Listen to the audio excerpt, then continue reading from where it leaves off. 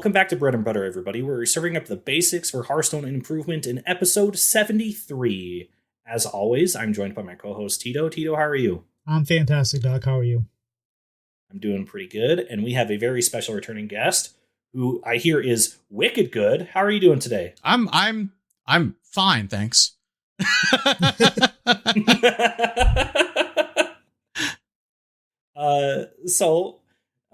have you been doing inside Hearthstone recently? Well, I've been kind of bouncing around. I've been really struggling to find my footing since the expansion. Like every so often I'll find a deck that I like and then I'll get into it for a little bit and then I decide I don't like it anymore. And a lot of that has been that the only control deck has been Highlander Warrior, which I did not want to play because that mirror is one of the worst control mirrors I've ever played. And I'm somebody who I legitimately enjoy control mirrors, but like the Highlander Warrior mirror comes down to, who drew these cards before the other person? And if you don't draw your cards and they draw their cards, then you lose. And nothing that you did really matters.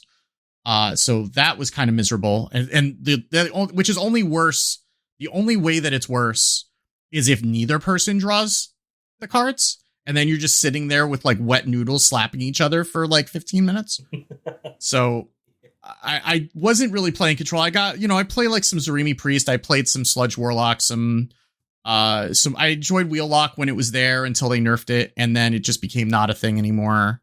It's probably still not okay because Highlander Warrior is still a thing. But that nerf just made it so that it wasn't playable. But I have been playing some Reno Priest the last couple days. It's been okay. It's at least giving me the Priest feelings that I want.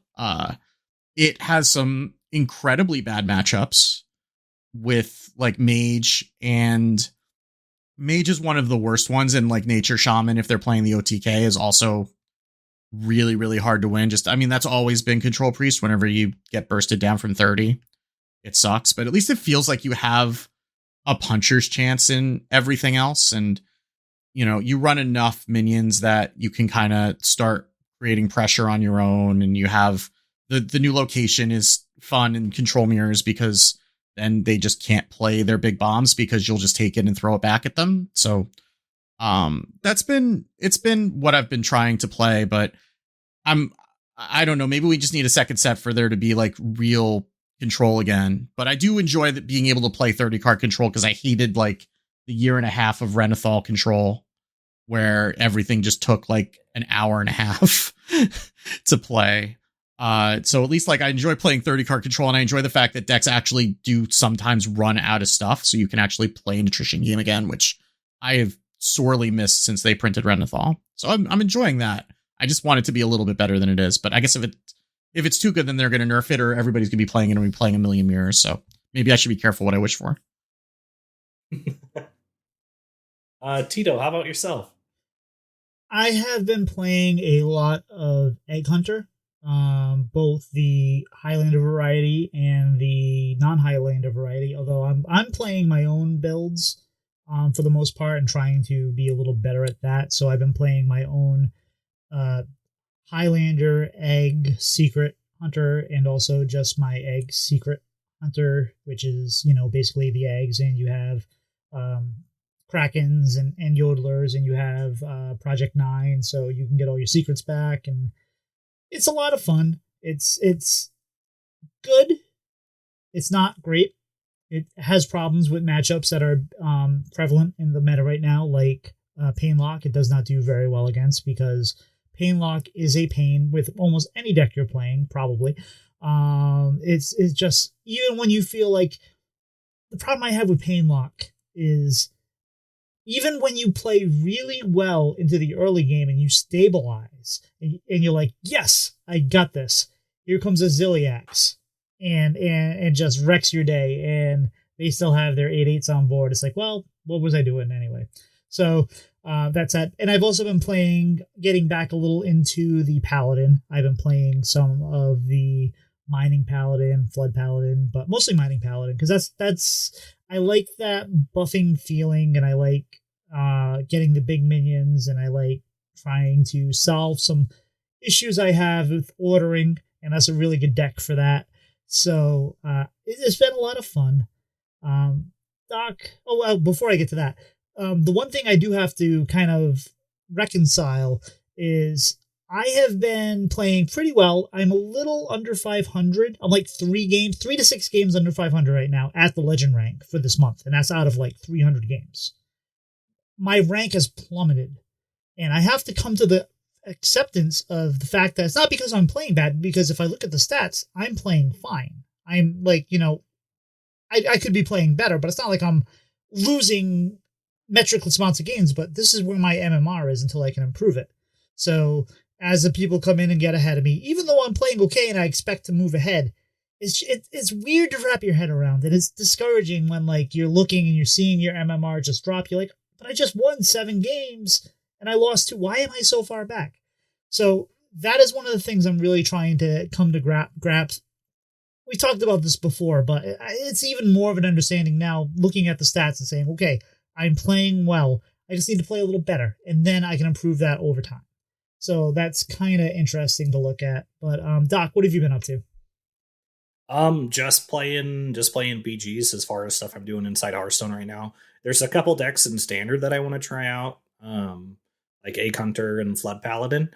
But I just enjoy BGs so much. Like, yeah, just BGs is in a fun spot, and duos is still fun.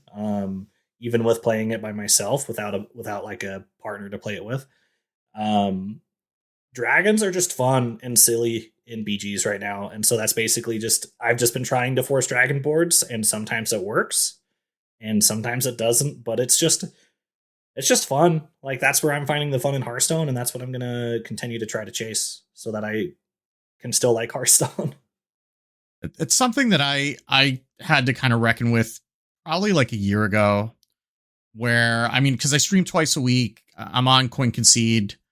I would play a lot off stream, and I would just get to these points where I would just like play so much that I just got really frustrated with the game, and it started sucking the joy out of it. And I had to make a deliberate choice to step back a little bit and not. I would also be going into the office and I'd be pretty drained when I get home, and I'd still try to jam games, and that's just a mistake because I'm not awake enough to do it. And I just kind of had to accept that like I needed to cut back the time I was playing off stream in order to make sure that I wasn't losing the fun in the game. And it's something that games are, as they say on another podcast, games are supposed to be fun. And it's very easy to get into the hyper competitive mode with it and lose sight of that. And then if you don't take steps to avoid the burnout, then you'll flame out. Right. So I think it's a healthy thing to say, like, I'm going to like Standard's going to be there. It's not going anywhere. And like, I will engage with it when I feel like I'm ready to engage with it, but not feel pressured, even though even doing content creation, there's a lot of pressure to just be playing it all the time. And it takes realizing that that's not always the healthiest thing for your relationship with the game when you do that. I believe the great philosophers Def Leppard once said, it's better to burn out than fade away. Yeah. Yeah. So Doc, I have to say, last week was our longest episode ever, and we didn't even have you talking about life outside of Hearthstone. So and no Warshak. Yeah, so it was like Warshak. Well, so yeah, okay, fair enough. We broke up the Warshak episode into 2 episodes, so maybe that was the longest episode ever. But last week was we said we were going Coin Concede length was our metric, but we just got under an hour and a half this week, and we were all like cheered and celebrated at the end of it. Like, That's incredible. We don't want the episodes to go that long. We just can't shut up is the problem. So we normally are done. Sometimes we hit the hour mark. Sometimes we hit like an hour and a half, depending. Sometimes it even goes a little bit longer. We never hit 2 hours if Warshak's not on. And we went to like 2 hours and 20 minutes last week, I think. And it was a great episode. It was a lot of fun. We talked about good things. I think it was a lot of good information there, but we also had to talk about the mini set a little bit, and it just went on, and it was great. But hopefully that's not the norm, because that's a while to edit, and we don't want people to we don't want people to listen at 3 times speed and still take an hour. But Doc, what have you been doing outside of Hearthstone? Yeah. So as you, Tito and WickedGood can see, WickedGood, if you can remember, my backdrop has changed. Yeah. We officially moved into our house last week, and we've been moving, like getting everything all set up. So my office space is all set up. Save for I might be getting a custom rug, but that's a big might because it is fairly expensive. Um, but it would be a Blizzlet logo rug that I would have in my office, and I would absolutely love that. So is that going to be a But rabbit hole? yeah, and it's definitely worth exploring. And to be fair to WickedGood, this is probably the third time you've had a new room that since the last time he's been on. So Yeah. Oh yeah, I guess. Yeah, because he wasn't on in the other place. He was on at my old apartment down in southern Utah. Went to this cool place called Antelope Island today. People who follow me on Twitter and or in the Magic Gathering Discord that I am in saw a couple pictures. Got to see in all total probably like 250 wild buffalo. Granted, they were pretty far away because they were down in part of the salt flats for the part of the lake that had receded, and then saw some wild antelope. But the thing I am most fearfully impressed by and didn't get a picture of is so being on the salt flats, insects like it a lot, and mosquitoes love it. So we were driving by and it was literally like a cartoon. There were columns of mosquitoes that you could just see in like clouds. I don't know what kind of plant it was, but they were always over a specific kind of plant. But like probably saw millions of mosquitoes just in like these cloud columns as we were driving over the causeway to actually get to the island. And it was like cool to see that many of one thing, but also scary because that's a lot of mosquitoes to see in one place. And we forgot bug spray, so we didn't go out and like hike of the couple trails that they had because you can hike the entire thing. There's a bunch of trails you can go on. There's a bunch of bike trails you can go on. Just obviously have to look out for buffalo because they're very, very dangerous animal. But they're so beautiful to look at and so huge. And I've also just been playing again a lot of Commander. It's just a fun thing to do, whether it's through like Spell Table or in person with Cortland's brother Garrett or with Cortland or anything. It's just another fun game to play, and I've been doing that quite a lot recently. But that's what I've been doing outside the game. I got a question for you before we move on. So while you were looking at those buffaloes, like they're huge, right? Yeah. Why are buffalo wings so tiny? Because they probably don't drink a lot of Red Bull. They probably have to hunt very hard for it, Tito. The reason is that the buffalo wings are from Buffalo, New York, and they shrink a lot on the way. That's so much better. I've been there. It's true. It's very good. Yeah, it's the cold. It shrinks them. It's shrinkage. Mm-hmm. So WickedGood, what have you been doing outside Hearthstone? Well, yeah, so I just got into Commander like 2 or 3 weeks ago. Like there was free comic book day. There was one of the game stores is also a comic book store near my house that was doing like 25% off everything. So I decided, okay, you know what? We're going to go to free comic book day. I want to, spend some money at the store anyway. Let me just go get a pre-con.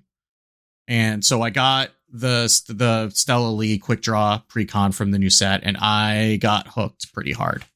And I haven't played Paper Magic since the late 90s. So I've got this collection that's just like, I found it all like 2 years ago and I went through it, and I know what's worth most of the cards that are worth money and which aren't, but I couldn't really build a Commander deck with what I have because like Commander wasn't a thing back then. But I did that. I got hooked. I played a couple Spell Table games, got very into it. Actually played at a local store for the first time ever, Commander in person today, and had a great time. Love it. And I found this really great store that's like 20 minutes away from my house that it's just gorgeous. Like it looks like nothing from the front. It's like in this shopping center, like there's like an Ace Hardware on one side and like a Big Lots on the other, and it's like this tiny storefront. But you like walk through the front of it, and it's like a narrow aisle, and it opens up into like this giant room with like 3 or 4 long tables all the way through, and then a whole bunch of circular tables for Commander. And like one corner has comic books and manga. One corner has all the Dungeons and Dragons stuff. One corner has like all the Warhammer stuff. And then there's this corner that has just binders and binders of every set going back, not quite as back as far as when I played, but like going back at least 20 years, like of just singles of every set. And then and everything that's under $5 is in those. And then they had cases that just had a whole bunch of good stuff. And like the prices are really good. Like I ended up buying another pre-con today, and the price was below both what Amazon and Card Kingdom were selling it for. So like the prices are really reasonable. Like I talked to the owner, he's really more interested in just making a good place to play. And like, rather than like, he doesn't want to be like the collector's area. Like he wants to sell things that people are going to play with, which I think is a really good philosophy. So, and they've got like an ice cream store and a cafe in the place. So you go in, you pay $5 for 3 hours to play in Commander. It's almost like a 2-drink minimum type of thing, because you pay the $5, but then he gives it back to you in credit at the cafe. So then you get a drink, you get ice cream or whatever. I don't know that I would get ice cream while I'm playing Commander, because I would probably ruin all my cards. But like, but you get ice cream or a sandwich or something like that. And then, you're paying for that while you're there. So it's a great little place. The vibe was really good. It was busy, but it wasn't too loud. Like I was in another store that had like a Star Wars Unlimited tournament going on that day. And it was so loud, I couldn't deal with it. But this place had like, there were definitely like probably 30 to 50 people in there.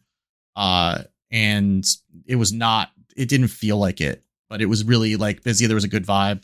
So I enjoyed it. I'm looking forward to going back. And, so I bought another deck so I can have a little bit of variety, also because the spell table group is kind of targeting my deck that I was playing. And I don't think they're very happy with it, because it's very Miracle Rogue-y. And when it does Miracle Rogue things and everything, then everybody just dies. So the strategy against a Miracle Rogue deck is kill it before it gets going. So it's, so I have a bit of a target on my back with that. So I picked up a different deck that I'm looking forward to messing around with, but I've been having a lot of fun. I'm getting that old school feeling, but I'm also being very careful to, like, I could put infinite combos in that deck that I did, and I'm not doing it just because like, I don't want to go like hyper competitive with this. I do want it to be like a fun thing. And like, I know that I could let my competitive side take over, and I'm really trying to rein it in when I'm doing this and just like make sure that I'm building things that are going to be fun and not like broken. So yeah.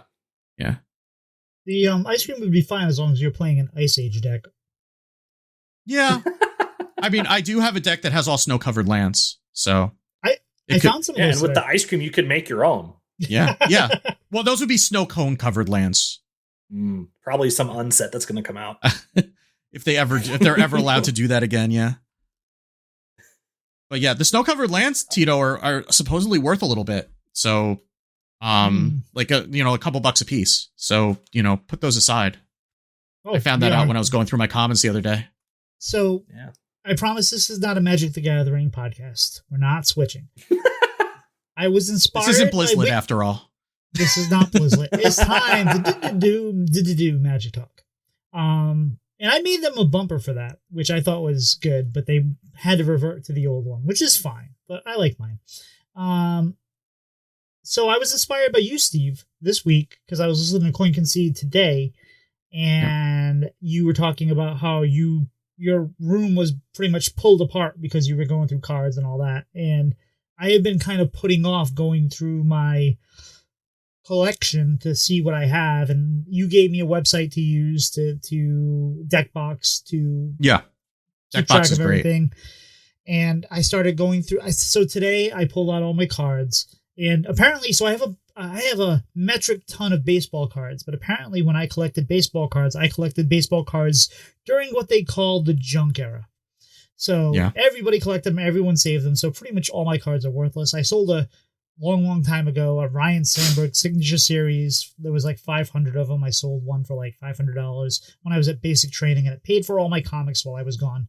And apparently all those comics are worthless because everybody at that time were collecting comics. So I had X-Men, I have X-Men 1 through 30 or something, and no one cares because everyone has X-Men 1 through 30. But so I started going through my cards. I bought a new sorter kind of box thing, and I found a couple cards that are worth something. I found a Tundra, which apparently could be somewhere between 500 and 1,000, which is nice. But for the most part, my cards, I mean, I found some 10, 20s, 30s. I have a lot to go through. I think a lot of them are worthless. So I think what my plan is to see what I have. I have one set that's, I have two sets. One, I guess, is like a Japanese version of Planeswalker decks. Apparently that's worth like 75 from what Matt tells us. And then I have another one where it's sealed, but it doesn't have the packaging around it. It's just the plastic, because I think probably at the time I just wanted to store it somewhere. And that's apparently worth quite a bit of money too. So I want to find a balance of selling some of my Magic cards to have money for, the mortgage, since I have to find a new job. Also, probably get some store credit so I can keep my son in Pokemon while this is going on. And also, before I do any of that, I want to have my collection in this deck box. So maybe somebody can say, hey, you're close to a commander deck, or these are cards you want for a commander deck. Put these aside before you do anything. Because I want a commander deck. I don't want to spend a lot of, but something that could be fun. And like, I don't know what commander decks are like, but I want to do that. So get everything in deck box right now is the main goal, and then we'll go from there. But outside of that, I am 49 years of age today, which is happy nice. birthday. Thank you. And my birthday gifts are having WickedGood back on the show. It's been a while. We appreciate you. But also to I don't know, just have a nice day. And it was quiet. I got to take a nap yesterday, which was nice. I don't usually get to take naps. Hopefully, if you're listening to this for the first time, you're listening to this because someone said, hey, it's Tito's birthday. All Tito wants is you to come listen to the Bread and Butter podcast because he has great guests on with Doc, and it's a good show. Come listen. And that's all we want. But that's not what we're here to talk about today. We're not here to talk about Magic. We're not here to talk about my birthday, although we mentioned it. But we're here to talk about dumb mistakes we make. And this is something that is a topic I've been wanting to do for a while, but I never really found the right opportunity, and I think now is the right opportunity. You can look at different strategies. You can try to game yourself against different decks. You can try to figure out what the best deck in the meta is to compete against the top decks. You can do all kinds of things. If you can solve dumb mistakes, you are going to improve your, I don't know, what you think, like 5-10%? You're going to become a much better player. And just by focusing on the things that we do wrong all the time. And this is not just you, this is not just me, this is not just Doc or Steve. This is everybody. Everybody makes these mistakes. And as you get up in the ranks, less people do, but I've seen people say top 5,000 people are still making mistakes like these. And if you just focus on these, I think it's going to make a big deal. So, yeah, I mean, you can go watch my stream. I stream on Mondays and Fridays. You can watch my stream and watch me make these mistakes constantly, right? I still do. I don't know where I'm, like top 5,000 right now. I've been higher. My ranks kind of slip, but I'm the upper half a legend most of the time. I've been, a legend player for as longer than I can remember at this point. I make these mistakes a lot, and it's okay to make the mistakes. I think what is important is that you're not making the same mistake over and over again, right? Like, some mistakes are part of learning, and that's okay to make mistakes, especially when you're first new on a deck or new on a type of deck. But there are some mistakes that you can make over and over again if you're not being careful about it, and just removing those mistakes from your game as much as you can will help improve your win rate. And a lot of that also goes to, before you even get to playing, just like recognizing if you're in a mind state and if you're in a good state to play. Like, you will notice on my stream, I stream generally from 7 to 10 Eastern. The number of mistakes I make goes up a lot in the last hour of the stream because that's when my ADHD meds wear off. And so, you start seeing me make some mistakes I wouldn't make otherwise because I'm just like having a harder time paying attention. And that's just, I do it because I want to be streaming and I know that that's a risk, right? But there's also times that I don't play because I know I'm too tired to do it. And I know I'm not going to play well and I'm just going to tank my rank if I try to play. And then I'll play an arena run or I'll play battlegrounds or something like that then. So just knowing if you're playing when you're not ready to give the game your full attention is kind of the first mistake that you can make that you can really start to watch and then improve on.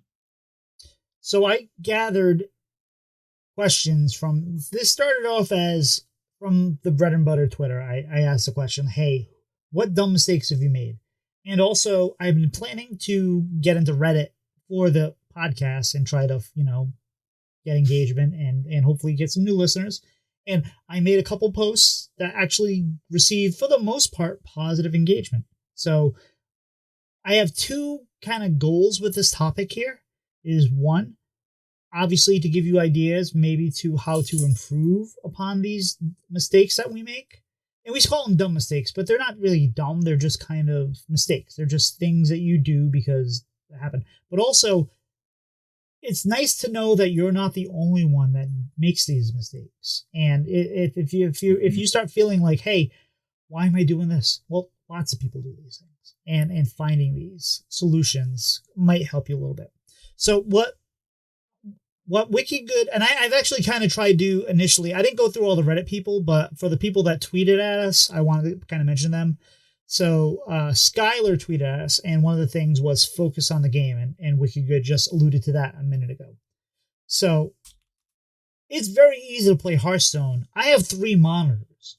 I can have TV on something. I can have somebody streaming on something. I could be playing Hearthstone. I can be working. I can be doing this. I can be doing that. It's very easy to be distracted while you're playing Hearthstone.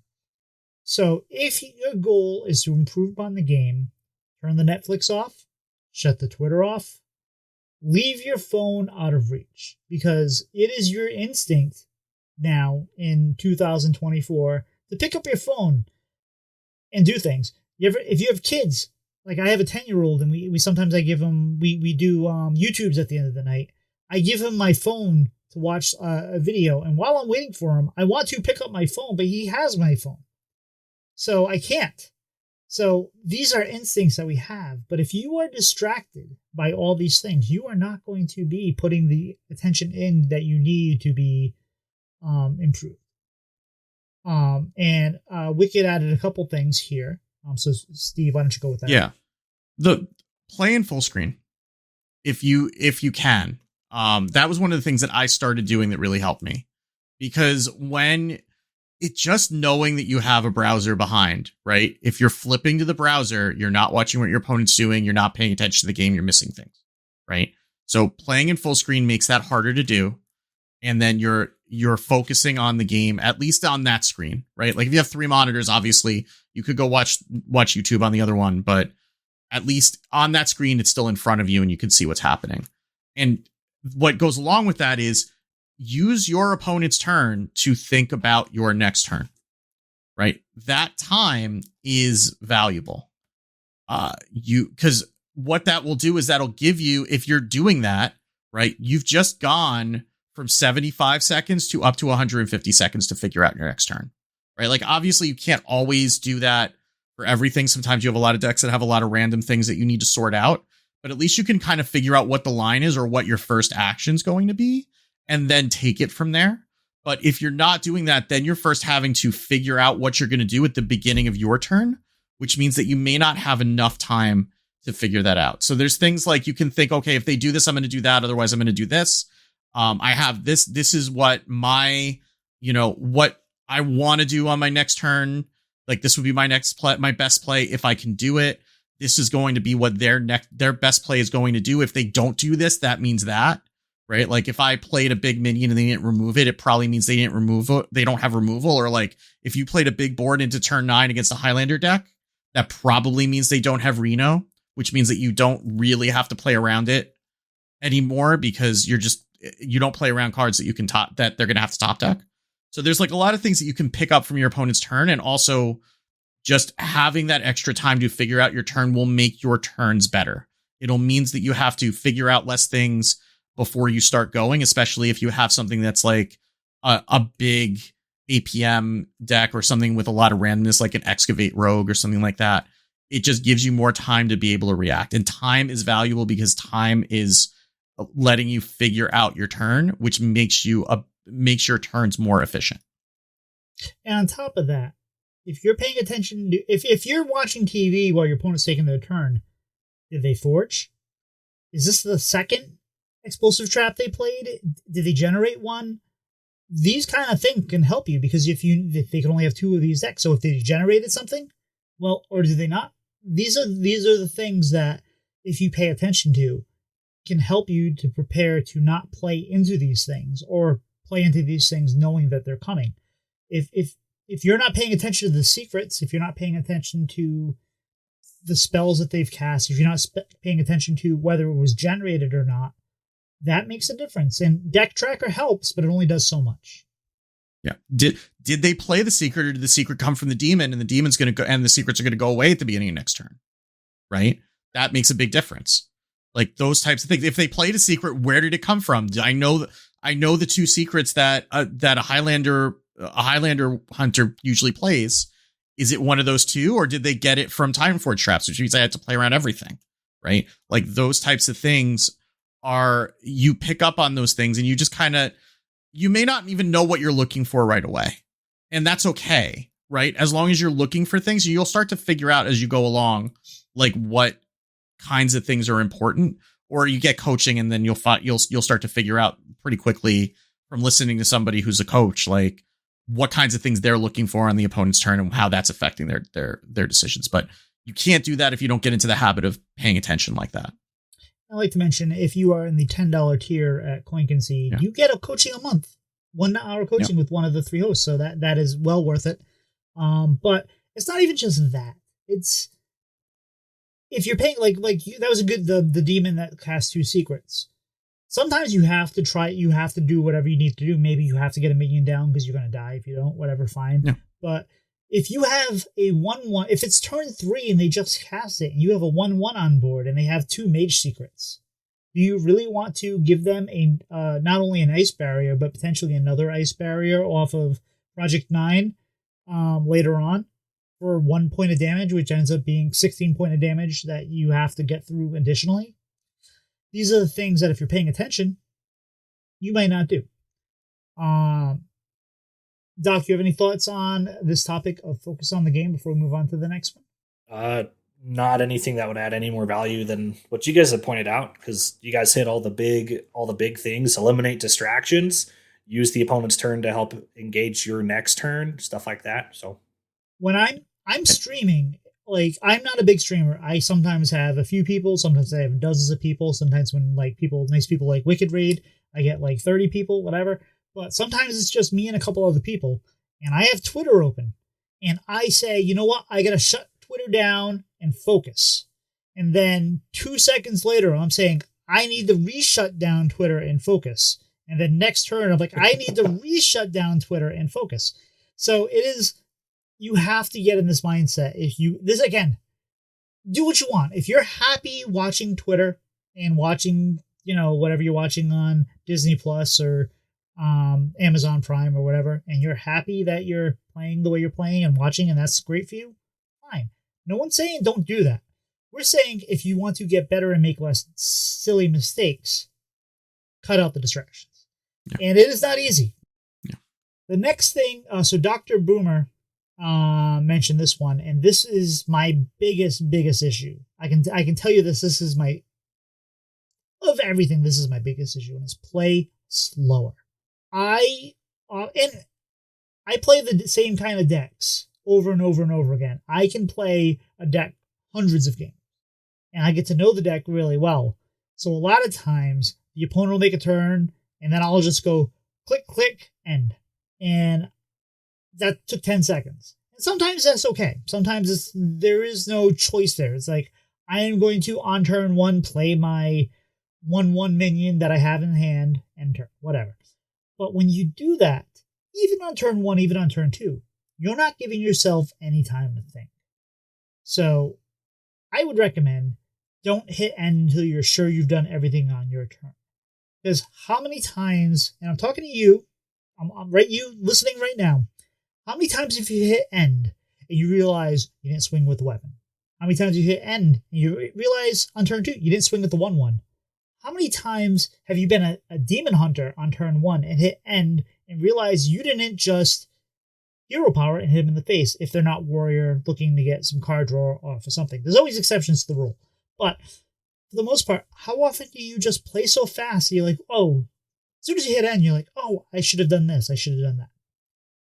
It feels really bad when you just move so fast that things happen. And there are times when you play something that maybe generates cards, maybe draws you cards, maybe does some things, and you just do the things you're planning on doing and hit end, and then these things happen while the animations happen. And then all of a sudden you drew some cards and you're like, oh, I could have played that.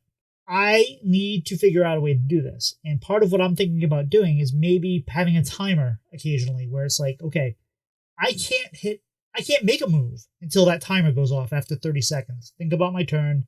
And then once that timer goes off, then maybe make my moves. I don't know if I'm going to do that, but I need something. I need to slow this down. Wicked, you definitely added a few things to this as well. Yeah. I mean, this is something that we say on Coin Conceit occasionally, which is friends don't let friends tap last. Right. So, and that's just kind of, it's, and I will play fairly quickly on stream sometimes, but also I'm spending my entire opponent's turn thinking about what I'm going to do. And like, especially when you're playing a control deck, sometimes it's very straightforward. Like I'm going to do this and I'm not, and there's not really anything that's going to put you off of it. But like what happens is that what you're doing a lot of the time when you're playing that quickly is you're playing for the turn and not for the game. So it's often worth like just stopping. The way you slow yourself down, right, is that you force yourself to come up with at least 2 plays every turn. One of them could be terrible, right? But you're at least coming up with an alternative, and then you're figuring out if, you know, there's any reason to go with one or the other. Like the alternative on turn 1 could be play my 1-drop or pass, right? And there are legitimate reasons sometimes to pass. Like if you're playing Zarimi Priest, for example, you might look at your 1-drop and then say, well, I have a coin and a pip, so I shouldn't play this right now because this could be 2 1-drops on turn 3, right? But if you're just going on autopilot, then you're going to miss that. So it's worth coming up and like looking at things and figuring out just any second play just to slow yourself down. One question that I will ask myself when I have like spent my opponent's turn thinking about it and I've already got a play like pretty much locked in, I say to myself, why wouldn't I want to do this?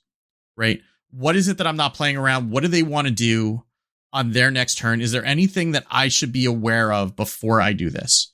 Right.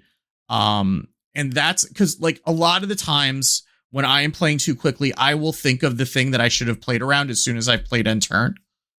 And that's how you kind of get around that, is by trying to think about that before you press the button. If you need to, one thing I've suggested is like take like from Vicious Syndicate or HS Replay or whatever, like or Donkey Site, go get whatever the popular lists are for whatever decks you're likely to face and just take screenshots and put them in a folder somewhere, right? On the second screen that you don't have on YouTube. You can have those deck lists up, and then you can look at that and say, okay, here's what they're likely to play next turn. Usually you only have to worry about like whatever the most mana efficient, like the best on curve play is, but you know, there are other things that you sometimes worry about. Do I need to, is this worse because they're likely to do that? Right.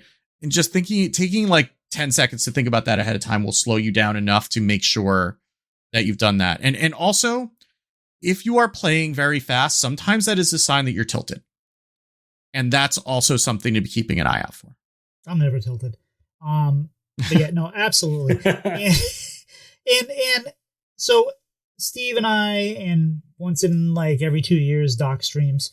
But as streamers, we tend to play worse when streaming because we're also engaged in our community. But one thing that is a positive is if we do it right, we can talk through our plays. We can talk out loud. Yeah. And there's a difference between thinking the plays and talking out. So if you're not on the subway If you're not like in at work, if you're not in school, if you're at a place where you're just sitting at your computer, talk out loud. It might actually help you. And one good thing to do is, even if like you watch what they're doing and you have a plan and you say, okay, my next play, I'm going to do this. And what are my other lines? Can I do this? This is not a good line.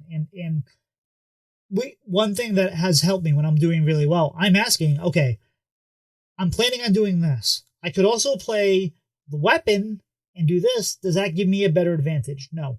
But there's always a guaranteed way to reevaluate your play, is that you draw a card.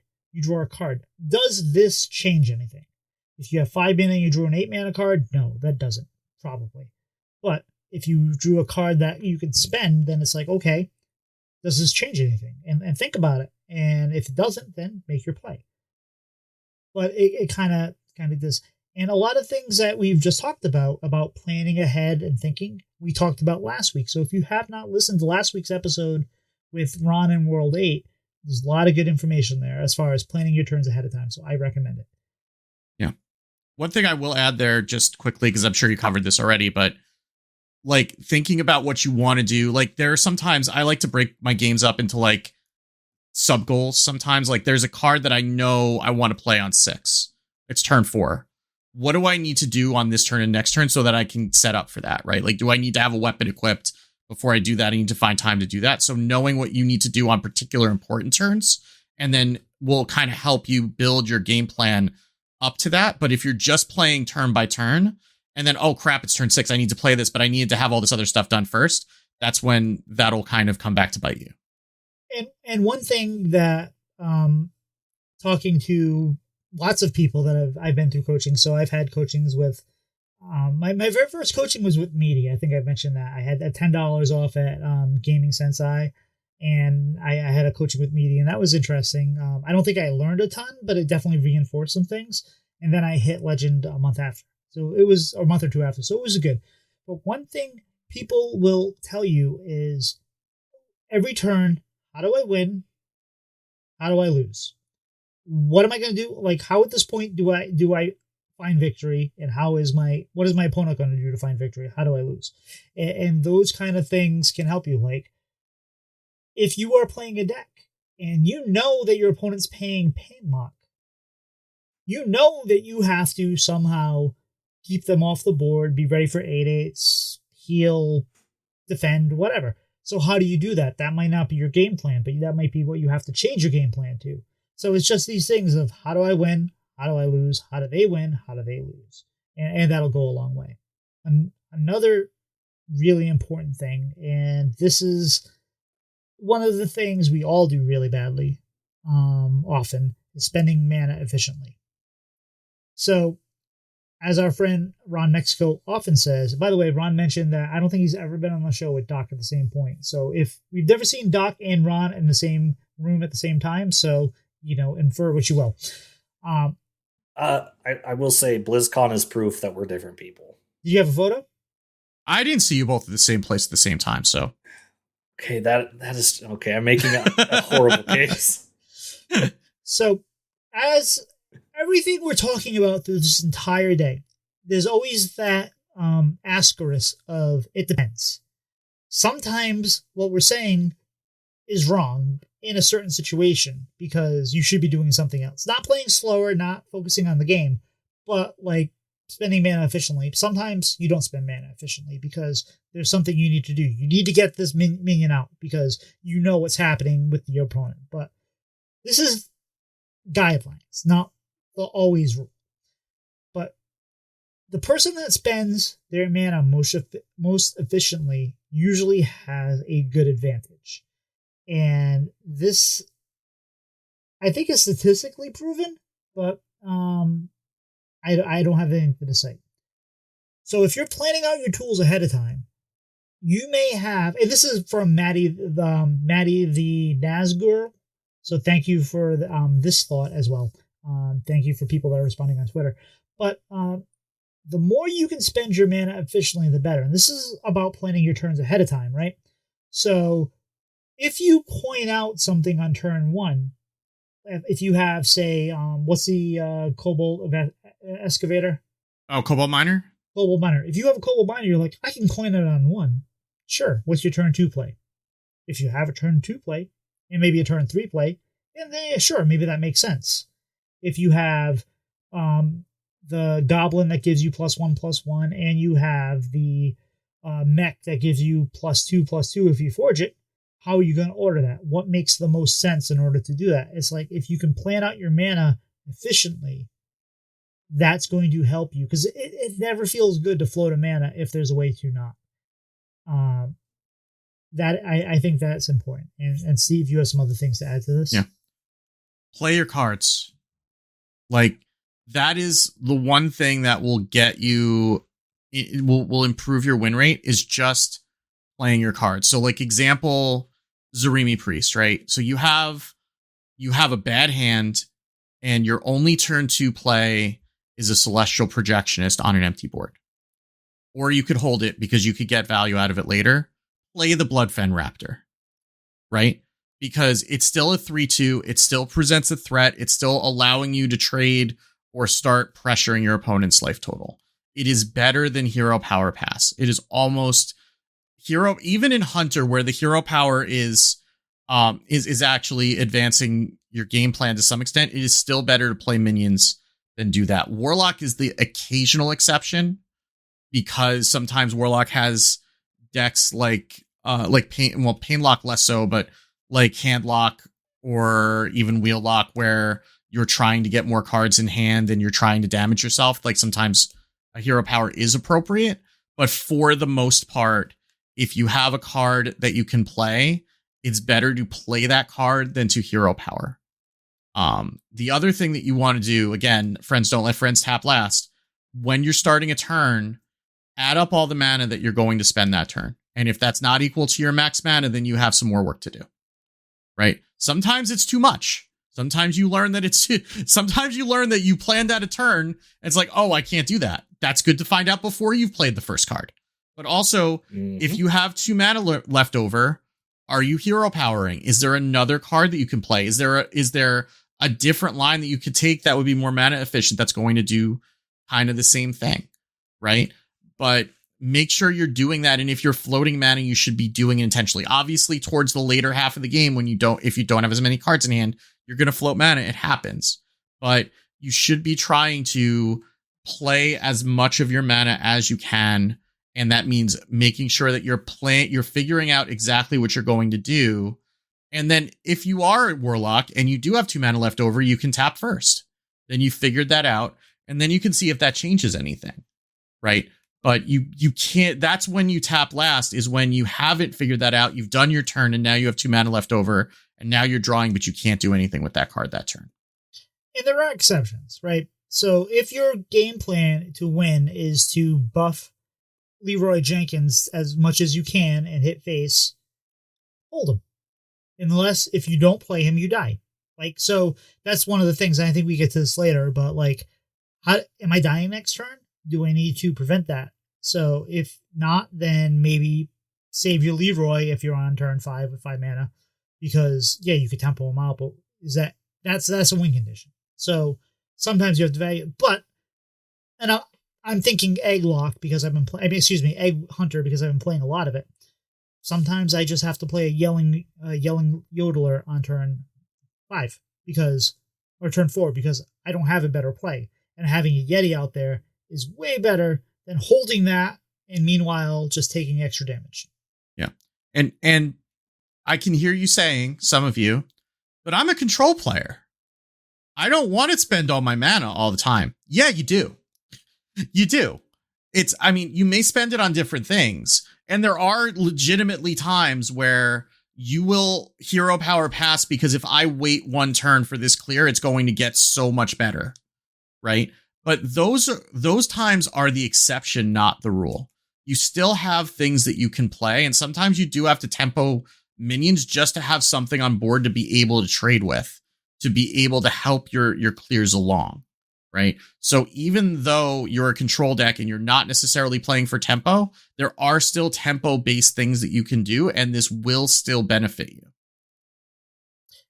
Yeah, and that comes with matchup knowledge too, right? Like if you know Yeah. what they're going to play next, and you know that, hey, I can take this 3 points of damage. I don't have to clear it because I know their turn 5 they're going to play this, and then I can play my bellowing flames, clear it all, and and that's good. That's matchup knowledge. But if you don't have that matchup knowledge, play your cards. Spend your mana. So Doc, we've talked about a few things. We're about to move on to the next subject. You got any thoughts on all this? Are we discovering things that you've hit? Oh, I mean, there's everything we've talked about is an issue that I either have or have had. I am definitely a player who is very, very guilty on a regular basis of holding things for future value, which is never really how it works. Because then I end up not playing the card because the situation that I was hoping to play the card in never happened. So I would have been better off playing the card 4 or 5 turns earlier than playing it later. And then I definitely also play way too fast very often because it's fun to just fling and then hit the end turn button. And with Coachings with Hat, he's gone over the coin concede mantra of find at least 2 plays. Think of the other one, and then you decide which is better, and then you go with that. And when I remember to do that, I do see an increase of like better play and higher win rates for a more sustained period of time. But with everything, it's just a habit that you have to build with trying to eliminate all these mistakes. Yeah, I've been guilty of just about everything we have mentioned so far. And I believe I've heard Wicked say multiple times over the years, you can't play your cards if you're dead. Yeah. So, yep. They don't feel good. Yeah. I mean, if you ended the game with a handful of cards, then what good were those cards? I mean, sometimes you're drawing a lot, but you get the idea. If you have a card that you've been keeping since the beginning of the game and it's still in your hand when the game ended, either that card shouldn't have been in your deck or you should have played it a long time ago. So another thing, absolutely. So we've talked about spending your mana efficiently, and that's good. But it might not be good if you don't order your turns properly. And we've alluded to this a little bit. So let's say you're doing everything we've talked about so far. You've shut down Twitter. You've shut down YouTube. You're focused on the game. You're playing slower. You're planning out your mana. If you have 6 mana and 2 of the mana you're spending is to discover a card, or 2 of your mana is to tap or whatnot, do that first. Because if you're going to tap, if that's the plan, and you tap, or if you're going to discover something, that action could drastically change the rest of your play. You may not think it will, but get that information first. So if you know you're going to spend 6 mana and tapping is one of that, if you tap and then you draw a card that's going to be a much better play for 4 mana than what you were planning on doing, now you have more information to do. How many times have you played your cards, tap last, and say, oh, if I didn't spend my mana and played that card, I would have won. Or you discovered a card at the end, say, I had the mana to play that card if I would have just discovered first. So that is an important thing. And it's not easy to do because you're so excited to play your weapon. You're so excited to play your secret. You're so excited to play whatever minion is you're going to excavate, whatever. Like that makes... That's what you want to do, but get the information first. And maybe excavate is the first thing you want to do because then you get that the 2 damage +2/+2, and that makes a difference, or whatever it might be. Plan out your turns in order of the information. The more information you get, the better. If you have now, this is something I've been told that I'm not the only one that does it, and that people are still doing it. This is the one I mentioned that people are still doing it in top 400 Legend. If you have something that buffs cards, like say the Painter's Weapon there in Paladin, swing first before you play the minion. You look and you say, hey, I'm going to play the Goblin. But if you don't swing first, then that Goblin doesn't have +1/+1. Unless you have a weapon that's at 1 durability and you want to play out the Swashbuckler, whatever it is. Is it Swashbuckler? South Sea Deckhand. South Sea Deckhand. Swashbuckler is the Burgle card, yeah. So if you're playing on a South Sea Deckhand, then you get a attack with them first before you swing, because I think everybody that's ever played Hearthstone with the deckhand in their deck has played the deckhand, swung with the weapon. Oh no, I can't attack with the deckhand. It's how it is, but the more you can focus on improving the order of what you do is important. Then there's also the other things where you get so used to playing the Dragon Whelp that gives you +1/+1 if you have Dragon in your hand, or gives you an extra mana crystal if you have Dragon in your hand. You get so used to just playing these cards because you always have dragons in your hand that you play it and you're like, wait a second, nothing happened. Oh, I don't have any other dragons in my hand. You have to focus on these things, because otherwise you just kind of throw it away. And sometimes, not saying it's not the right play to play the 1 mana 1 or the 2 mana 1/1 because of what you're facing, but most of the time you're just assuming that you've already met the condition, because you always meet the condition, except this time you didn't. And then another one that came up quite a bit is Reno cards, and that's changed because they changed how Reno cards work. But have you ever played Reno Warrior and your opponent is not Plague Death Knight, and you play Reno and nothing happens, and you're like, oh yeah, I just shuffled a bunch of bombs into my deck from Boom Boss? Your cards will glow yellow if they are cards you can play that have met a condition. If they're green, you can play them, but that doesn't mean a condition has been met. So you have to remember to focus on these things. Otherwise, you're not going to get the value out of them. Steve? Yeah, I mean, Overload is another one, right? Yes. Like, paying attention to, am I going to overload myself? What am I doing next turn? Am I going to have enough mana to do this? Stopping and looking at how many crystals are overloaded before you start on a turn, because you think you have enough and you don't, right? There's also anything that cares about like the number of cards in your hand is very easy to mess up when you play something out of order and all of a sudden you can't play the card that you wanted to play because it cares about the cost, or it's going to be smaller, or like this is not really a mistake, but an optimization you can do in like Zarimi Priest is when you're playing the pip. What is it?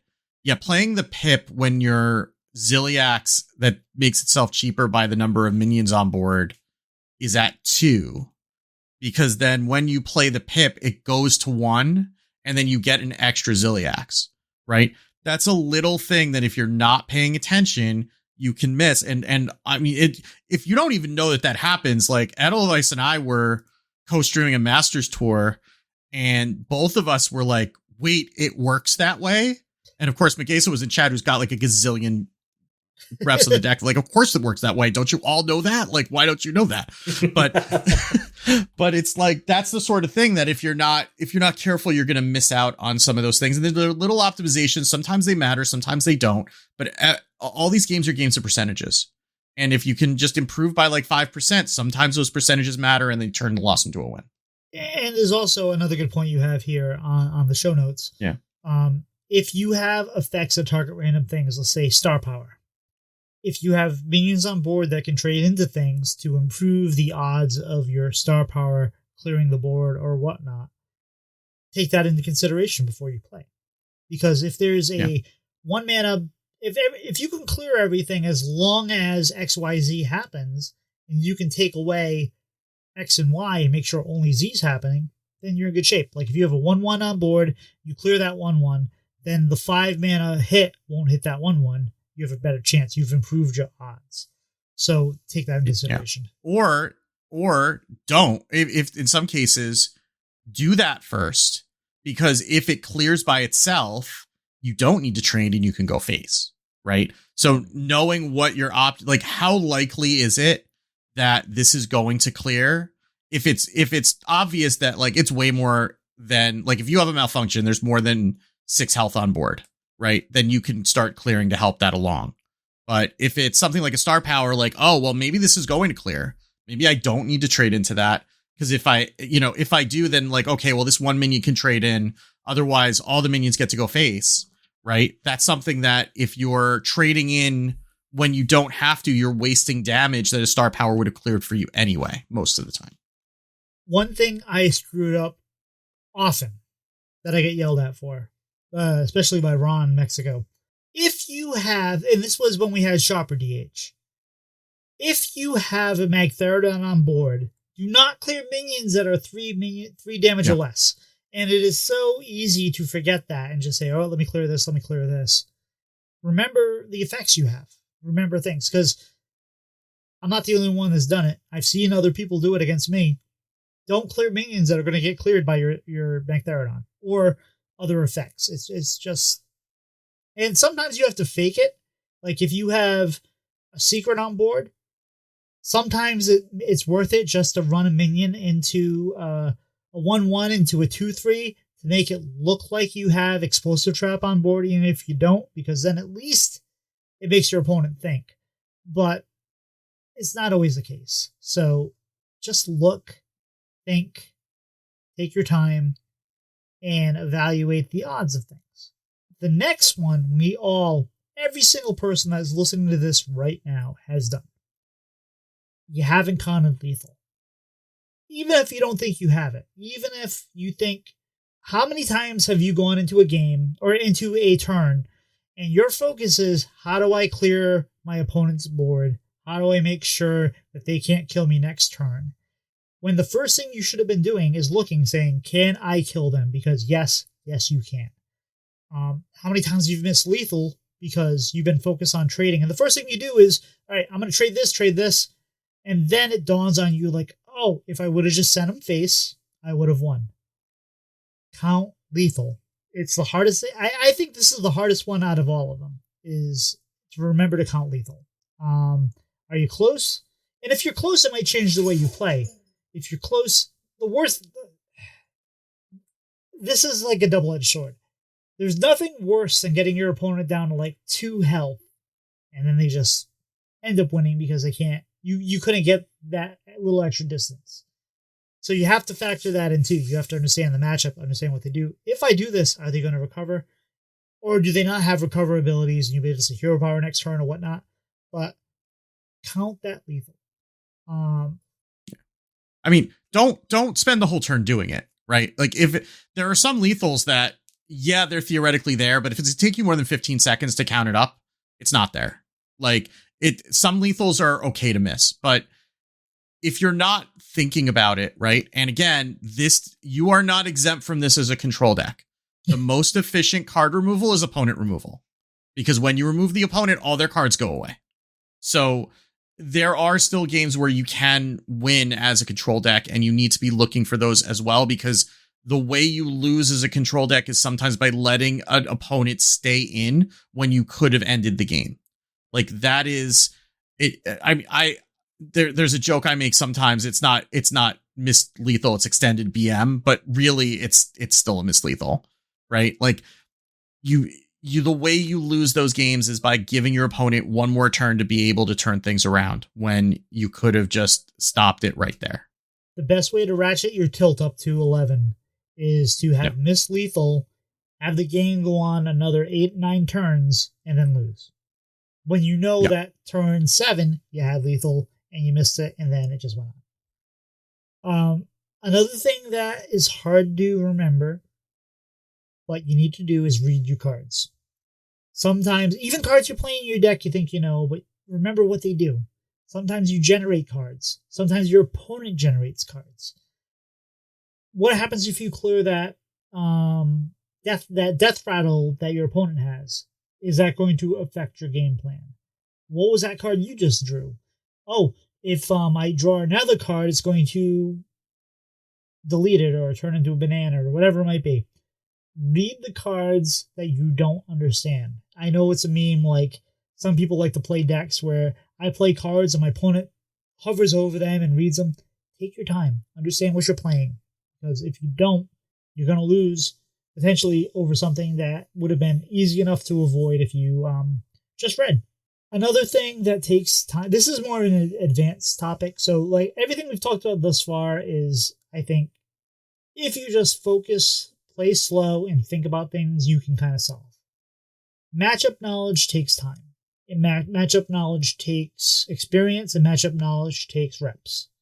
But the more you know about the decks you're seeing in the meta, and the more times you see that warrior, even if you lose to warrior 30% of the time, you win.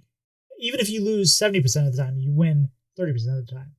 So the more you pay attention to the matchups and you understand the matchups, you can find the ways to win. You know how to play your deck. The more you understand your deck and how it wins and how it loses, you're gonna do well. And the more you understand how your opponent wins and how your opponent loses, that's gonna make a difference too. If you feel like you're constantly losing to a deck, like I keep losing to Painlock, play Painlock. Play a few games. Because you will lose when you play a deck you don't understand, or you don't, whatever. And then you'll understand, oh, this loses when they overrun me. This loses when they go over the top. This loses when they have, I don't have an answer for a clear. And once you understand that puts something in your toolbox for beating them with whatever deck you're playing. Any thoughts on that before we move on to the next topic? Yeah. I mean, it's the other thing that's really helpful. If you go to HS Replay and you go to a deck, there's a VODs tab, and you can limit it by both the deck that you're playing and the deck you're playing against. So if there's a matchup that you and wins and losses, right? So like if you are playing a deck and you don't know how to win a matchup that the stats are saying are favored, go to HS Replay, watch some good players, and see how they're doing it. The other thing I will stress is that stay in unfavored games, at least until it's clear that you're not winning, right? Because the only way that you can improve the bad matchups is by playing them. And sometimes you will figure out a way to win, and that gives you something to try to lean on.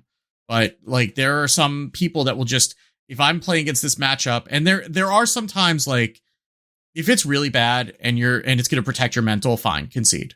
Right? Like that's okay. Like there was an Excavate Warrior I was playing a couple weeks ago, and I knew that like if I played into Highlander Warrior, I had like a 20% chance to win, and it was just going to take forever, and it was not worth my time. And I would concede those, especially on stream when it's not fun to watch me get salty about it for 20 minutes.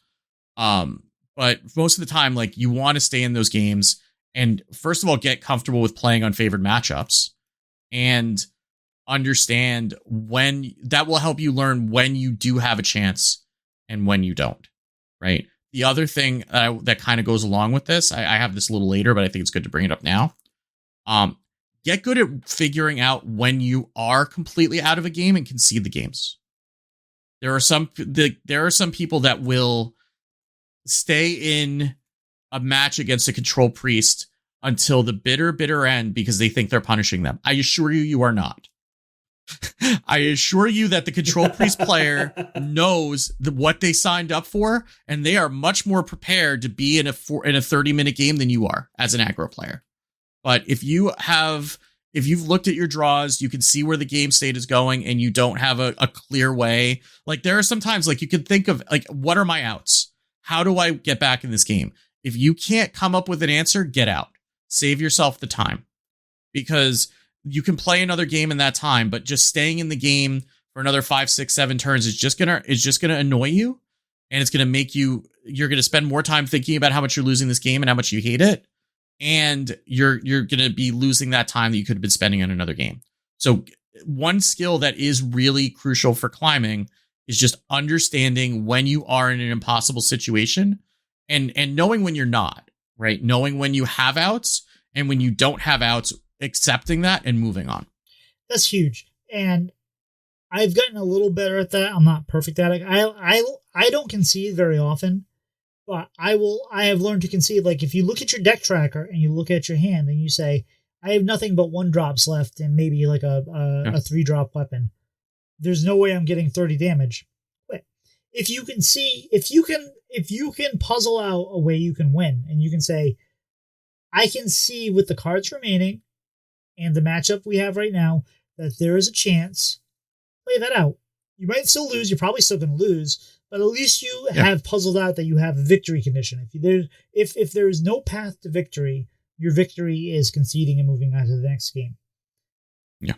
So our next one comes from Asparagus Mater, which is don't trade too much. And this is the mantra is a bad player goes face, a good player trades, a great player goes a bad player goes face, a good player trades, a great player goes face, right? That's the thing. So you don't want to trade too much. And you want to be able to evaluate the situation and understand that why are you trading? Is there a reason you're trading? Are you going to die if you don't trade? Trade. Are you going to let them get too much momentum if you don't trade? Trade. Are they just going to trade into you if you go face? Let them trade. Because it's better to do the damage and let them do the work because they are threatened versus you. The best way to win a game of Hearthstone, and you'll hear this say multiple times, is if you set your opponent to health of 0. Hitting them in the face is how you do that. Trading into your minions, not usually. Steve, you have some things on this. Yeah, I mean, it's one of the things that it takes a long time to figure out is that you should be trading with a purpose. The reason for trading would be, I'm gonna die. I'm trying to protect this other minion that is more important on my board, so it's worth me giving up this damage now because it's going to pay me off in more damage later. They have a taunt and you don't have a choice, right? Like, there are good reasons to trade. Make sure that you have one before you do it. If you can't come up with a good reason why you are trading, go face. It's one of the, like, I did a whole episode of Off Curve once about going face, which is not, it took me a long time as a control player to figure this out too, because it took me longer than most. Right. But like when you're trading, when you're going face, you're putting pressure on your opponent's life total, which is also restricting their options. They can't just do whatever they want if they're going to start being in threat of lethal. So even like a little bit of chip damage, it can add up over the course of the game. And if you're giving that away, you're just making things harder for yourself, especially if they're going to do the trading for you. It's not always easy to figure out if your opponent's going to do the trade for you, but it is easier to figure out why you're trading in the first place. And if you don't know why you're trading, then you shouldn't be. You should be going face. And again, control decks are not exempt from this. Sometimes the damage adds up, right? So you don't have to trade off everything. You can still go face and use your clears to get rid of things later on. Or if you have a taunt that they're going to have to trade through, you don't need to do it for them. Just go face. It's fine. You're allowed to hit face. I know this is shocking coming from me for people who know me, but you are allowed to go face, and it does improve your win rate by doing that more. Not doing it recklessly, but doing it when you don't have any reason to trade. And if you're going to trade smartly. Sometimes you have to kill things in an order. What is the name of the druid minion that if it dies, its death rattle is give something? It's a BG's Hero 2. Yeah. I can't remember off the top of my head, okay. But yeah, I know what you're talking about. It's like yeah. It's a death rattle. Give another minion the death rattle of resummon this minion. So the best way to deal with that is make sure that there's no other minions on board before you kill it.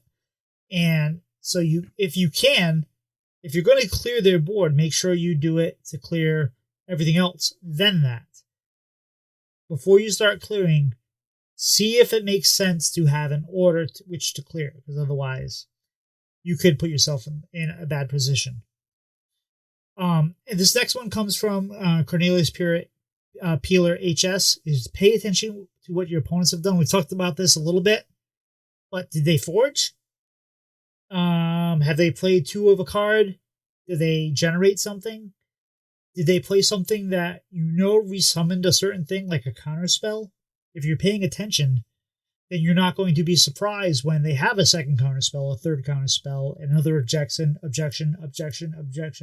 Sorry, I had a little bit of post-traumatic stress syndrome about objection there. But you know what happens if you pay attention, and you know that if they play Subject 9 right now, or Project 9 right now, if you ran into a spell, like ice barrier, like explosive trap, like bait and switch, they have it again. So the more you focus on that, the more you'll see. And Steve, you have a little more on this. Yeah, I mean, one other thing that's just important to think is like, am I going to die this turn? Like, what could they do that could kill me? Because that changes your play, right? Like, they've done these things. What do they have left? Can they kill me? If they can kill me, then I need to change my plan because I need to not die. Because, like, not dying is going to be... And certainly lethal on board is something you should be looking at. Like, that's just an easy thing. Like, do they have lethal showing? Do I need to do something right now? Are they going to kill me? And then you get to, can they kill me? Like, and you know, you don't have to go into like the 3-4 card combos, but like, you know, common things like 2 card combos that you know that they're going to have.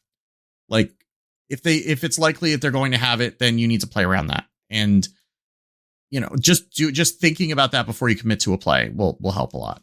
Fair enough. Doc, you have any thoughts before we move on to the final part of this? Just reiterating everything that you guys have said. Yeah, just pay attention, see what they've played, do the math on your live total versus what you're pretty sure they're going to do next turn. Because if you're in the final stage of a game, you know what deck they're playing, you know what their finishers are. So just keep that in mind as the game progresses, so you find out when is your pivot turn to where you have to hit the gas or throw up a shield or something to just make the game try to go in much as your favor as you can, even if it's only by like 1% or 2. That's still better than dying. So just pay attention. It saves lives. So we have a few oddly specific examples at the end of this, just to kind of, these are things we've all done. You're not unique. You're not alone for doing this. If you have played prep and then realize I haven't played the coin to get my mana to what I need it to be, that prep is going to suck up your coin. That's very feels bad. If you have to, same thing with like bone spike and things like that. The order of those things matter. And sometimes you're like, oh, I'm going to prep and do this. And like, shoot, I did not play the coin. Just focus on those things. Take it slow, understand, and maybe plot it out before you do it. It's easy to do. We've all done it. We've mentioned forget to attack on turn 1 with TH. They have a 1-mana hero power. We've all forgotten to tap, hit him in the face when we had nothing else to do on turn 1. Let's focus on that sometimes. And the opposite of that too, not the opposite, but if you are going to attack with your Demon Hunter, count your mana first, because if you have 1 extra mana, there's nothing worse than attacking, doing a few extra things, and realizing I've already attacked, I have 1 mana, I could have got 1 more damage. Focus on that. The classic thing that everybody has done, if you've ever played Warlock or pretty much anything, coin Mountain Giant, because Mountain Giant is hand size, and you're like, oh, I just played coin Mountain Giant. But when you play coin, your hand size shrinks by 1, and the cost of Mountain Giant goes up by 1, and that coin did nothing. So you've not only wasted the coin, you still can't play that Mountain Giant. That is one that's come up over and over again. It's not relevant really right now if you're not playing Wild, but it's still, out there. But forgetting to double check if the conditions have been met. Is Reno available? Do you have bombs in your deck? Do you have plays in your deck? That's changed now with the change in the rules to Highlander, but do you have dragons in hand?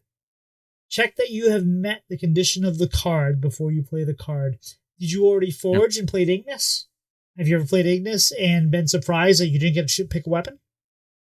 I think we all have. Maybe not Steve. Have you played enough dragons for Zarimi? Have you played? Yeah. Fun fact, I was playing, I think, No Bimini, and I only won 1 game. And that 1 game I won, I accidentally played Zarimi, and I did not have the 8 dragons played. I generated another Zarimi and won that game. Of course you did. Of course you did. Nice. Never punished. No, I lost the other 3 games. But that 1 game, I screwed up, and it was like, I found out the Zarimi, and it was great. But yeah, like playing, like, because you're so used to something, and you're so used to a condition, make sure you hit that condition. Yeah. If you're going to hero power as a shaman and you're casting some kind of spell, and you know at the end of the turn you're going to hero power.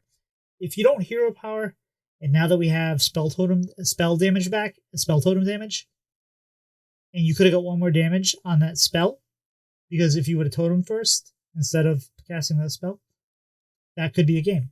That right there could be the game when you get them down to 1 and then they come back and beat you. Totem first, if you're going to totem. You also got to remember, this came up, if your opponent, if you've done the math, if you're doing like what we've said, and you have plotted out your turn while your opponent is playing their turn, and they played Speaker Stomper, they've played the Nomelia, whatever her name is, and you're now going to be, you're going to have more mana that you need to spend than what you were planning. Remember that, because it's very easy to just, okay, I'm going to play X, Y, and Z, and then like, oh wait, I can't play Z because I don't have enough mana. That feels really bad. So pay attention. Steve, you got a couple here, right here. Yeah, if you're resurrecting, know what's in your pool before you play the resurrect card. I did this today. I was playing a safety expert deck with Inventor Boom, and so it resurrects. It's the 4/6 taunt for 6 mana that does 8 damage, randomly spread across all enemies when it dies. So like, you want to have the Inventor Boom get 2 of them. I was sure I had 2 of them. I had 1, and I was sad. And that's the kind of thing where I've jammed like Zarella Hero, thinking I was going to go a whole bunch of Death Rattle triggers, and I hadn't actually played as many Death Rattles as I thought I did. Do that and make sure that you know what you're getting when you do something like that. Similarly, like if you're playing a deck that revolves around Tess, think about the cards that you're picking. If you're playing a board clear, you're going to get another board clear when you play Tess, and that may wipe out all the other things that Tess is doing, right? So be aware of those types of effects. If you're going to get something back again, make sure that you're going to want to get it back later in the game if you're expecting to have to do that. And you've already talked a little bit about staying in the unwinnable games. If you there's no way to win, get out. Ordering attacks and lifesteal is important. If you're going to tank something with your face, do that first. If you're not going to die, then then attack with the lifesteal minion, because there's nothing worse than reversing that order and then attacking with the lifesteal minion and you had 30 health, and then swinging with your face and now you have 27 health when you could have just still had 30 health if you would have just reversed that. Those things make a difference. We've already talked about using cards for tempo rather than value. Play that 4/5 if you have nothing else to do and it makes sense.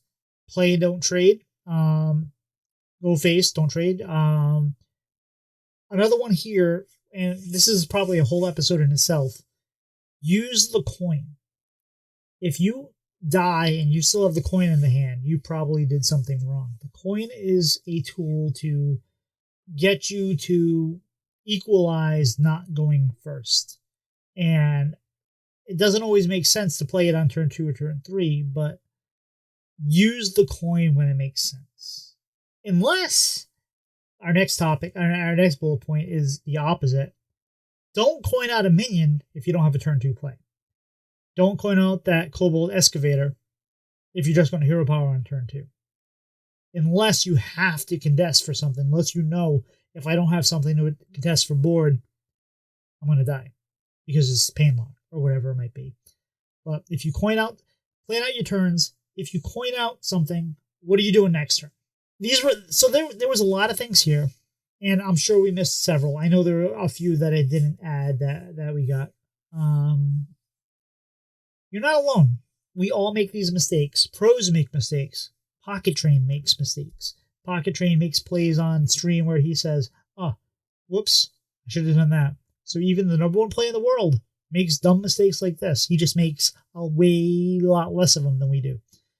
But if you solve these things, like the things we solved, the things we talked about are solvable. They're things you can articulate. There are things that you can quantify, and there are things, for the most part, that you can handle. And if you start doing this, you're going to see an improve in your play.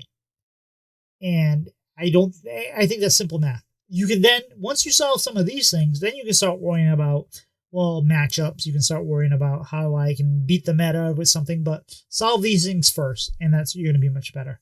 You guys have any final thoughts? Yeah, get good. That fixes everything. Yeah. Fair enough. Yeah. If you're just lucky, you don't have to worry about any of this. Yeah. You also make your own luck. Right? So this is a lot of luck is preparation, and doing these things sets you up to be able to take advantage of the luck when it comes. Absolutely. That was a lot of information. That was one big topic. We're still under last week though, so I think I'm ready for a little dessert. What do you think? Yeah, dessert sounds great. So, Wicked Good, what is your perfect weekend? Pretty much just chilling mostly. I work hard during the week. I get pretty drained. Most of my weekend is just spent on recovery. So if I'm just like not asked to do things and I just get to play some games and just, order in some food and just sleep in a little bit and take it easy, I'm happy. Like I don't really, I'm not a big traveler. I don't do really adventurous stuff. I just kind of like to use the time to recharge. And if I get the time to actually recharge and not have to, push myself too hard so that I'm ready for the next week when it comes, then I'm happy. Heck yeah. Listeners, please let us know what we're doing, the good, bad, the ugly. Let us know things we can improve, all that kind of stuff. We'd prefer 5-star reviews because it helps the visibility, but give us an honest rating to what you feel like our show is. We just want to make our show the best it can be for you and the best it can be for us. And so your feedback is how we can modify our approach to things and how we can do that for everybody. We don't want you to tell 2 people. This isn't a pyramid scheme. Just tell one person. It's an obelisk. Tell one person. Hopefully they tell one person. That's all we're asking for. You mean you don't have to hold inventory of back podcast episodes to sell to the next person in line? We don't. In fact, I tried to actually do that. I tried to go back and because our first few episodes, I didn't actually have the best editing because I didn't have the presets. Nobody does. I wanted to go back and re-edit the hat episode because I figured I could remarket that. Say, hey, we just fixed the audio on this. Go listen again. And I couldn't find the backups. Hat remastered. Yeah. Wicked Good. Where can people find you? Well, you can always find me on CoinConcede, which is at coinconcede.com, or just search for CoinConcede wherever you're listening to this, and you will almost certainly find it. I am on Twitter, or whatever they're calling it this week, at WickedGood. I'm on Blue Sky, and I think I have a Mastodon account still too. I don't really look at that, but I'm on Blue Sky. If you do that, I don't really post much there, but when Twitter implodes, I will, I suppose. And I'm in a few Discords as well. And I also stream, like, as I said, Mondays and Fridays, twitch.tv/WickedGoodFM. That's at 7 Eastern, usually till 10, unless I get tired. And then sometimes I end a little early, but I try not to.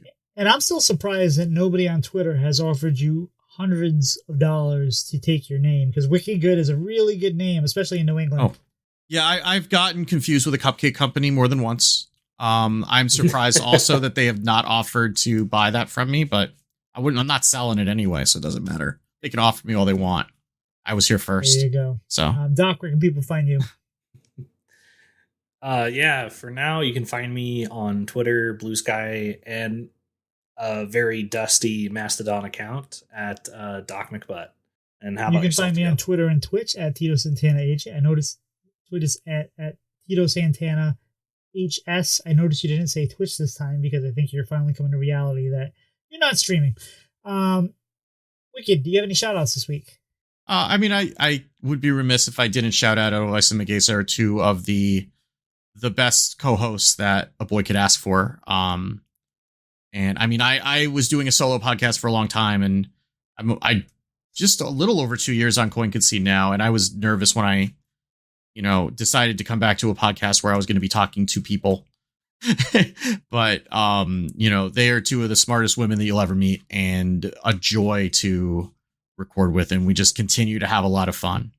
every week. Like, it's amazing how you keep doing this week after week, and it's still just as much fun as the first week. And I could not do that without either of them. So I was worried when Hat left that it was going to kind of go in a direction that I wasn't going to be thrilled with, but you guys have been amazing and fantastic. And yeah. I'm surprised you've only been doing this 2 years, because it felt like you've been doing this for a lot longer. Yeah, it does. I mean, it simultaneously feels like I've been doing it for 5 minutes and forever. And like, I think no one was more worried about what was going to happen when Hat left than Edel and I, because I mean, I can't say enough for how much he does. And I guess shout out to him too, because he does everything for everybody all the time. And like, he has systems upon systems upon systems, and he just knows the stuff. Right. And so like, we had to, I mean, it was very easy when he was doing the show, because like, we could almost show up and record. Like, we tried to do our parts to not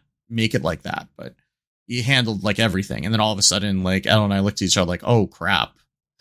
Like, this is actually a pretty big endeavor that we're taking on ourselves that Hat just handled. But I mean, we kind of figured out our own way, and it's not the same as the show as it was when Hat was here, but I don't think we would want it to be, right? Like, I think that we've done a good job of kind of making it our own. Megasa's been an amazing addition when she joined. And she's brought a lot to the table as well. And we've just kind of, I mean, this is a podcast that's been there for almost 10 years, almost as long as Hearthstone's been around. And it's gone through, I think I'm like the 10th or 11th host, something like that. Like, it's gone through a lot of host changes, but the show continues and it evolves, and we've kind of made it our own. But I love doing it, and I loved continuing to do it, and it's a lot of fun. So if you don't happen to listen, I hope you would, because we love sharing it with folks. And it is a fantastic show. And so far, Bread and Butter has not done that evolution yet. We're still me and Doc. But Doc, any shout outs this week? Yeah, obviously WickedGood. Thank you so much for being back on the show.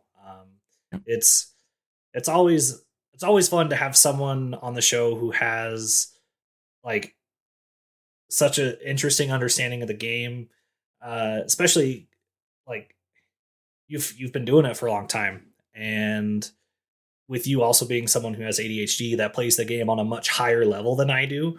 Like, it is fun to see your success and your understanding of the game. Because that just means that there's, like, with patience and practice and everything, that there's hope and whatever for everyone else who has ADHD or things that make understanding Hearthstone a little bit more difficult than it is for like neurotypical people. So thank you for being a fun beacon in the space. Oh, thank you. Yeah, and I think that it's you can kind of lean on your strengths there too. Right. Like, there are things that ways you can think about things as a neurodivergent person that a neurotypical person might struggle a little bit. But I've been open about the fact that it's not been easy, and it still continues to not be easy. And, but I think that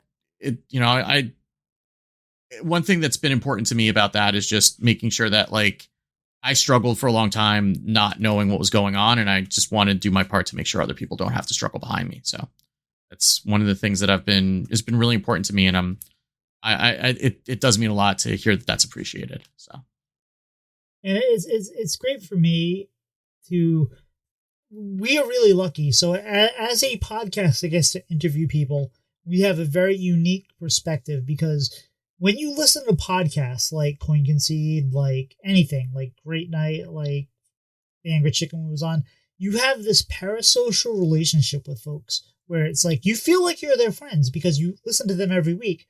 I talk to Hat in my head more than I talk to my wife in a week, because I listen to him on Coin Concede, I listen to him on TAC, I listen on the Vicious Syndicate Report. And we have this, like, we interact with them in the communities, but we have this unique opportunity to bring these folks on and actually talk to them and do the thing that I think everyone wishes they could do, and talk to the people that they get to know through Twitch, that they get to know through other podcasts. And it is such an awesome dynamic. And Wicked, I appreciate you. I hope this isn't the last time we have you on, because you're a fantastic guest, and we have such great returning guests and new guests. And It's just amazing. Doc, you already shouted out, right? So I think we're toast? Yeah, I think we're toast, guys. We'll see you. Have a great week. Bye. Slide two brothers meet one another when they slide up to the mic. It's bread and butter with one another. Let's start up that recording light.